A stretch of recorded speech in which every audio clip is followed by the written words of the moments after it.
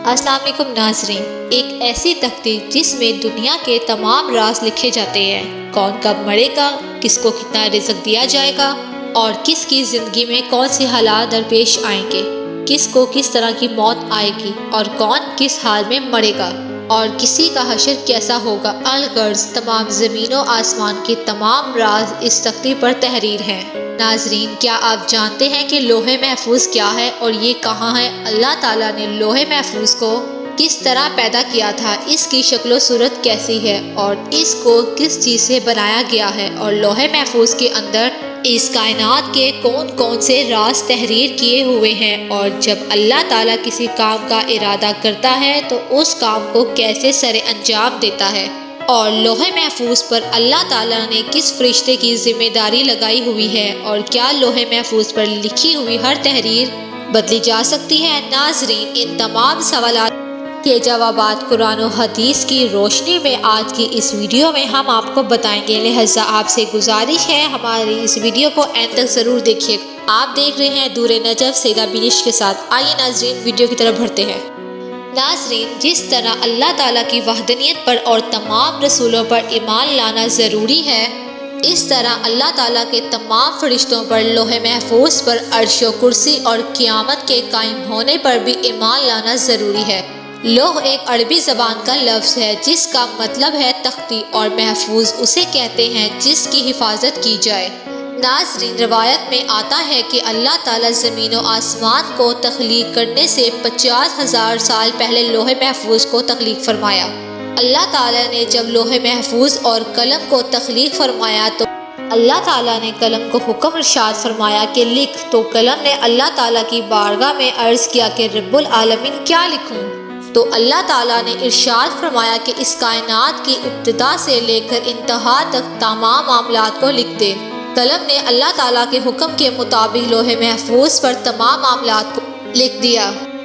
ناظرین، لوح محفوظ وہ تختی ہے جس پہ تمام انسانوں کی تقدیریں لکھی ہوئی ہیں۔ اس کائنات کی تخلیق سے لے کے اس کائنات کے فنا ہونے تک ہر چیز اس میں لکھی ہوئی ہے، لہٰذا آج تک جو اس دنیا میں ہوا ہے اور قیامت تک جو کچھ بھی ہوگا وہ تمام کا تمام اس لوح محفوظ میں لکھا ہوا ہے، اور لوح محفوظ تمام مخلوقات سے بالاتر ہے۔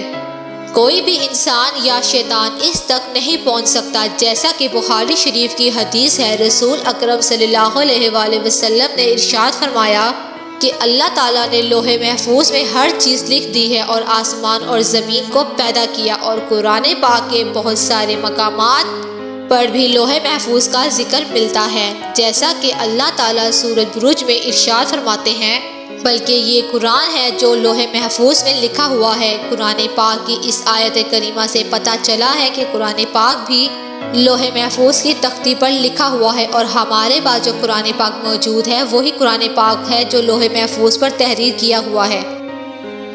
اور ایک دوسرے مقام پر اللہ تعالیٰ قرآن پاک میں ارشاد فرماتے ہیں، اور ہم نے ہر چیز لوح محفوظ میں شمار کر رکھی ہے، یعنی اللہ تعالیٰ نے ہر چیز کو اسی دنیا میں واقع ہونے سے پہلے ہی لکھ دیا تھا۔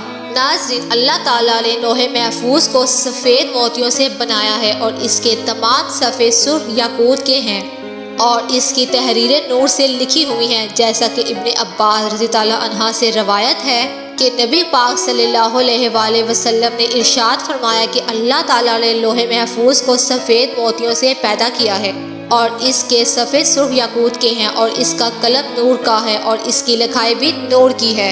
اللہ تعالیٰ روز لوح محفوظ کی طرف 360 مرتبہ نظر فرماتے ہیں، چنانچہ اللہ تعالیٰ نے جب کسی کو پیدا کرنا ہے، رزق دینا ہے، کسی کو زندگی دینی ہے، یا کسی کو موت دیتے ہیں، یا کسی کو عزت اور کسی کو ذلت سے نوازتا ہے، اللہ تعالیٰ جو چاہے کر سکتا ہے۔ ناظرین، روایت میں آتا ہے کہ لوح محفوظ کی لمبائی زمین و آسمان کے برابر ہے، اور اس کی چوڑائی مشرق و مغرب کے برابر ہے۔ لوح محفوظ عرش کے دائیں جانب ہے اور عرش کے ساتھ لٹکی ہوئی ہے، اور اس کی اصل ایک فرشتے کی گود میں ہے۔ حضرت ابن عباس رضی اللہ عنہ بیان فرماتے ہیں کہ لوح محفوظ کے سینے پر بطور ٹائٹل یہ الفاظ لکھے ہوئے ہیں کہ اللہ تعالیٰ کے سوا کوئی عبادت کے لائق نہیں ہے، اس کا دین اسلام ہے، اور محمد صلی اللہ علیہ وآلہ وسلم اللہ کے بندے اور رسول ہیں۔ لہٰذا جو اللہ تعالیٰ پر ایمان لائے گا اور اللہ کے وعدوں کو سچا جانے گا اور رسولوں کی عبادت کرے گا تو اللہ تعالیٰ اسے جنت میں داخل کر دے گا۔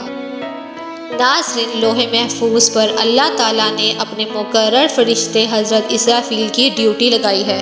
جیسا کہ روایت میں ہے کہ اللہ تعالیٰ کے زیادہ قریب لوح محفوظ ہے۔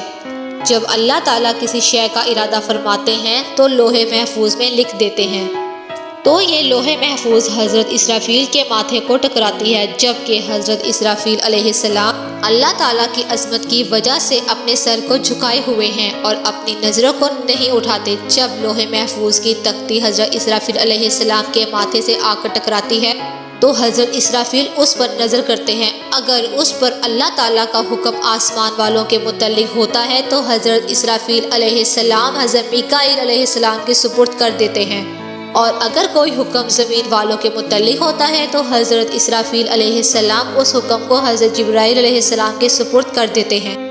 سب سے پہلے روز قیامت میں جس چیز کا حساب ہوگا وہ ہے لوح محفوظ۔ ناظرین، جب روز قیامت اللہ تعالیٰ لوح محفوظ کو حساب کے لیے بلائیں گے تو اس کے سب جوڑ کام رہے ہوں گے، تو اللہ تعالیٰ لوح محفوظ سے فرمائیں گے کیا تو نے میرے حکم پہنچا دیے تھے؟